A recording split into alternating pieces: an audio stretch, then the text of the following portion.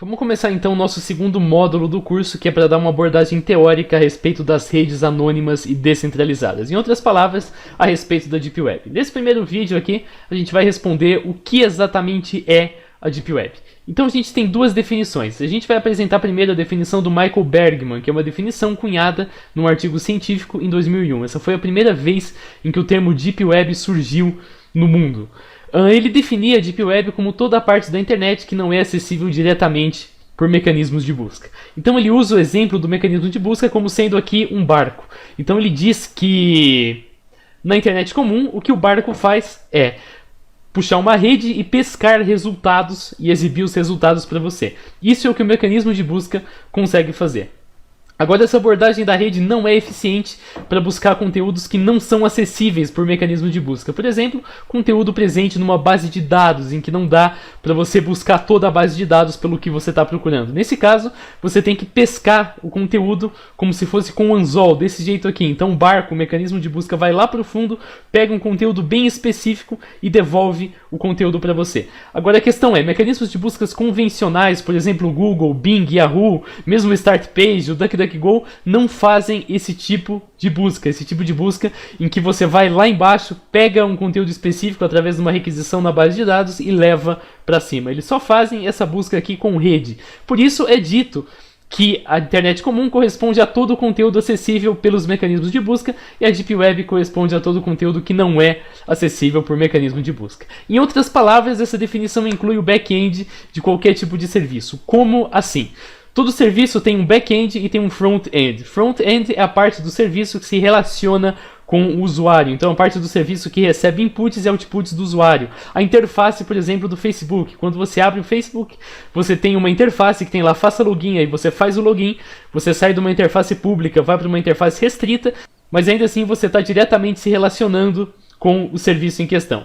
Agora, o que o serviço faz é mandar requisições lá para dentro do banco de dados, pegar essa requisição e devolver para você. Então tem uma interface, tem um programa que faz essa interface entre o front-end e o back-end que corresponde à base de dados tanto pública quanto à base de dados privada. Em outras palavras, juntando essas duas coisas que eu falei, essa parte aqui que eu estou marcando em vermelho corresponderia à Deep Web da definição de Bergman. E essa parte aqui que eu estou agora marcando em azul corresponde à definição de Surface Web segundo o Bergman, deste jeito aqui.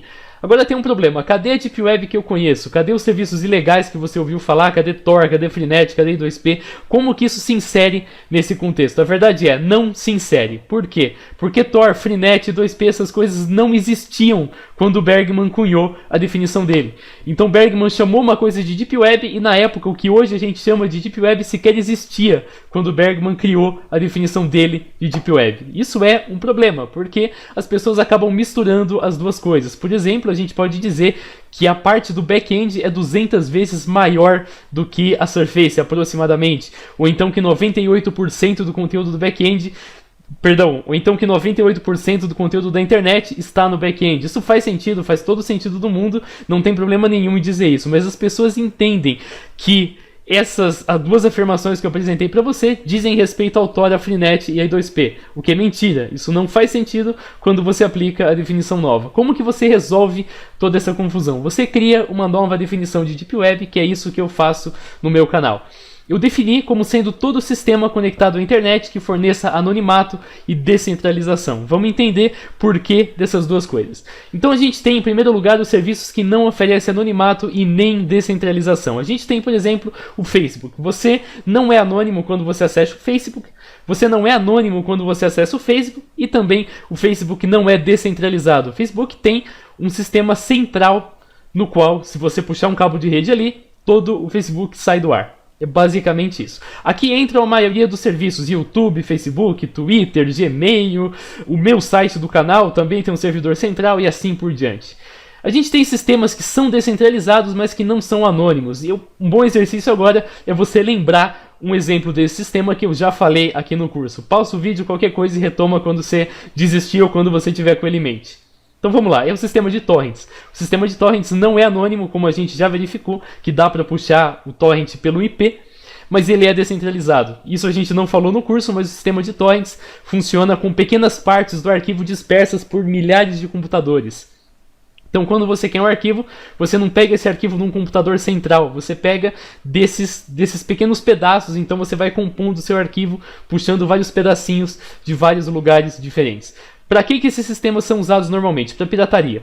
Porque não é tão simples de tirar do ar. Porque para você tirar do ar, você teria que tirar todos os pedacinhos do ar. E isso é impossível de ser feito. Então as pessoas usam sistemas que são descentralizados, mas que não são anônimos para pirataria. Isso também não faz parte da Deep Web. A gente tem ainda os sistemas que oferecem anonimato, mas não oferecem descentralização. Isso a gente já estudou também. Por exemplo, as VPNs. A maioria das VPNs comerciais não são descentralizadas. Elas passam por um servidor central. Se você desconectar ali, a VPN para de funcionar do mesmo jeito. Mas elas fornecem um anonimato, ao menos um anonimato teórico, quando você considera em relação aos serviços que você acessa. Por mais que a VPN por si só, o servidor central dela ainda armazena o IP. Para que isso serve? Basicamente serve para você camuflar o seu endereço de IP para as mais diversas finalidades. Então essas três coisas que eu apresentei para vocês aqui são a Surface Web. E agora a gente tem a Deep Web, que são os serviços que oferecem anonimato e descentralização simultaneamente. E a gente vai falar nos próximos vídeos a respeito de quais são esses serviços, como acessar esses serviços, como esses serviços funcionam, quais os riscos e assim por diante. Então esse foi o vídeo, valeu por você que assistiu. A partir de agora nós já temos uma definição bem precisa e bem atualizada do que seria a Deep Web. E essa definição que eu estou circulando em azul agora na tela para vocês, recomendo que vocês a memorizem, porque a gente vai usar muito daqui para frente.